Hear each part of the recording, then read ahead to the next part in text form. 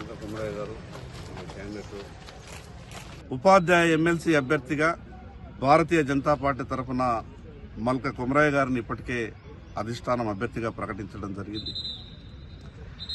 గడిచిన 11 సంవత్సరాల్లో గతంలో ఉన్నటువంటి ప్రభుత్వం కానీ ఈరోజు ఉన్నటువంటి కాంగ్రెస్ ప్రభుత్వం కానీ విద్యా వ్యవస్థని ఏ రకంగా నిర్లక్ష్యం చేసిందో, అదేవిధంగా ఉపాధ్యాయుల సమస్యలను ఏ రకంగా పట్టించుకోలేదో ఉపాధ్యాయులకు తెలుసు, మిగతా మేధావులందరూ కూడా ఈ విషయాన్ని గమనించారు.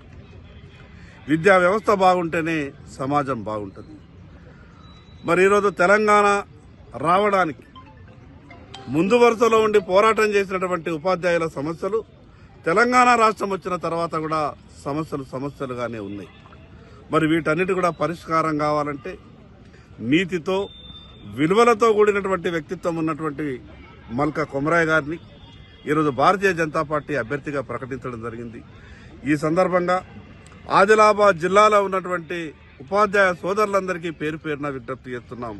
మల్క కుమరయ్య గారికి మొదటి ప్రాధాన్యత ఓటేసి భారీ మెజార్టీతో గెలిపించి రేపు రాబో రోజులలో శాసన మండలిలో ఈ విద్యా వ్యవస్థ సమస్యలు కానీ ఉపాధ్యాయులకు ఉన్నటువంటి సమస్యలు కానీ రేపు పరిష్కారం చేయడానికి, అదేవిధంగా ఉపాధ్యాయుల తరఫున గొంతుకై మాట్లాడి ఆ సమస్యల పరిష్కారం కొరకు ప్రయత్నం చేసే అవకాశం ఉంటుంది. కాబట్టి మీరంతా కూడా తప్పనిసరిగా మల్క కుమరయ్య గారికి మొదటి ప్రాధాన్యత ఓటు వేసి గెలిపించాల్సిందిగా పేరున ఉపాధ్యాయ సోదరులందరికీ విజ్ఞప్తి చేస్తున్నాను.